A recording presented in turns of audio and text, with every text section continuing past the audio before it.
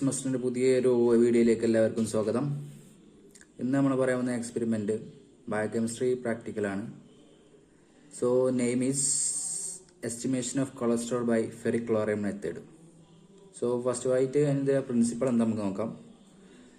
Cholesterol is dehydrated to cholestadiene in the presence of sulfuric acid which reacts with ferric chloride to give reddish orange colored complex which is calorimetrically. Okay, നമുക്ക് ഇതിന്റെ procedure ഇതെങ്ങനെ ചെയ്യാൻ നോക്കാം. So 3 test tube എടുക്കുക. So 3 test ട്യൂബിന് ഓരോ പേര് നൽകുക. ബ്ലാങ്ക്, ടെസ്റ്റ്, ദെൻ മൂന്നാമതിന് സ്റ്റാൻഡേർഡ്.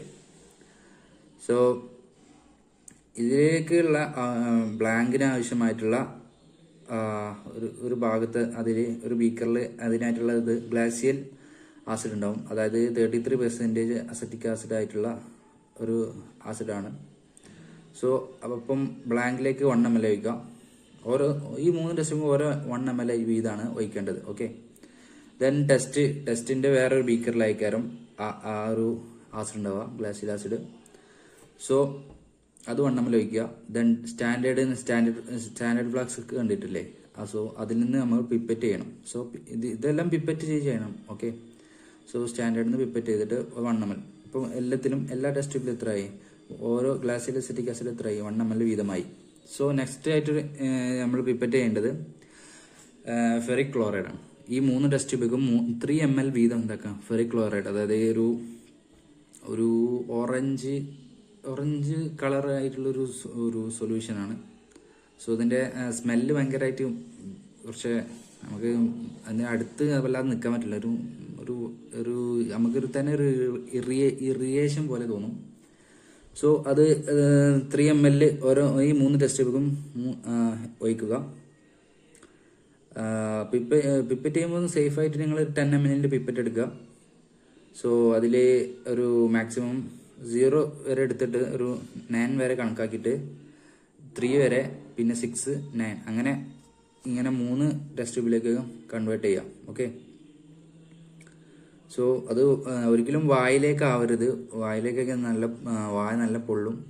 സോ വെരി റിസ്കി ആയിരിക്കും. സോ നിങ്ങൾ സേഫായിട്ട് പിപ്പറ്റ് ചെയ്യാം.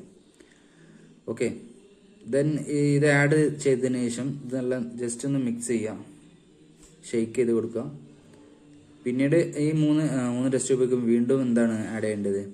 സൾഫ്യൂരിക് ആസിഡ് ആണ് മെയിനായിട്ട്. ഇതാണല്ലോ ചെയ്യേണ്ടത്, സൾഫ്യൂരിക് ആസിഡ് ഒഴിക്കണം. ഓക്കെ, 3 ടെസ്റ്റ് ട്യൂബിക്കും 3 ml വീതം എന്താക്കുക സൾഫ്യൂരിക് ആസിഡ് ഒഴിക്കാം.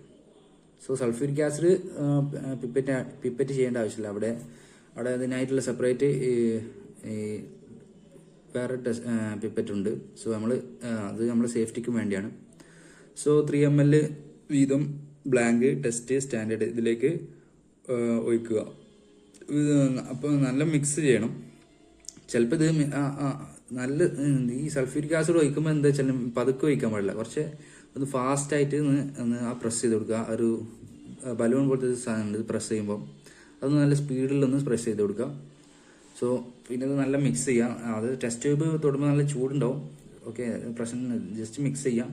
ചിലപ്പോൾ ഇത് മിക്സായി ഇങ്ങനെ 2 കളറായിട്ട് ഇങ്ങനെ കാണും.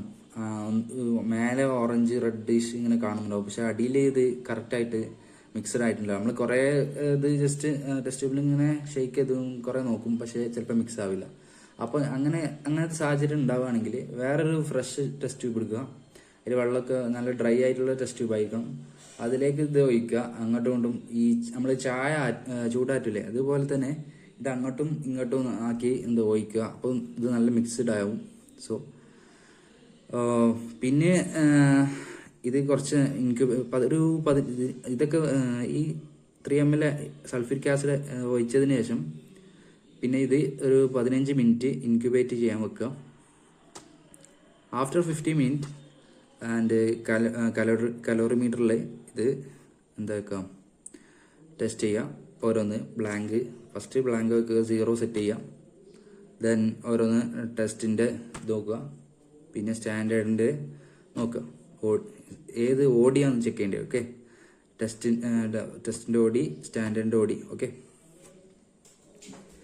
ദെൻ റീഡിങ് എടുത്തിട്ട് ഇക്വേഷനിൽ അപ്ലൈ ചെയ്യാം.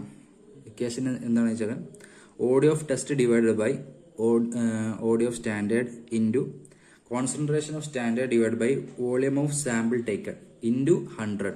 ഓക്കെ, ഈ ഇക്വേഷനിൽ അപ്ലൈ ചെയ്യാം. സോ ഇവിടെ കോൺസെൻട്രേഷൻ സ്റ്റാൻഡേർഡ് 1 ആണ് വരുന്നത്.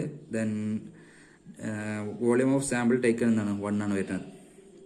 ദെൻ നമുക്ക് ഇവിടെ എനിക്ക് കിട്ടിയിട്ടുള്ള OD എന്ന് വെച്ചാൽ OD ഓഫ് ടെസ്റ്റ് എത്രയാണെന്ന് വെച്ചാൽ 0.31 ആണ്. ദെൻ OD ഓഫ് സ്റ്റാൻഡേർഡ് 1.30 ആണ് എനിക്ക് വന്നിട്ടുള്ളത്. സോ അത് കാൽക്കുലേറ്റ് ചെയ്ത് നമുക്ക് ലഭിക്കുമ്പോൾ എനിക്ക് ഏകദേശം 23.84 ആണ് വരുന്നത്. സോ എവിടെയോ ഒരു മിസ്റ്റേക്ക് ഉണ്ട്. കാരണം ശരിക്കും ഇത് ഒരു 50 എബോവ് ആണ് കിട്ടേണ്ടത്. എന്താണെന്നറിയില്ല, ഏത് റിയേജൻറ്റിലോ എന്തോ ഒരു പ്രശ്നം ഉണ്ടായിരിക്കാം.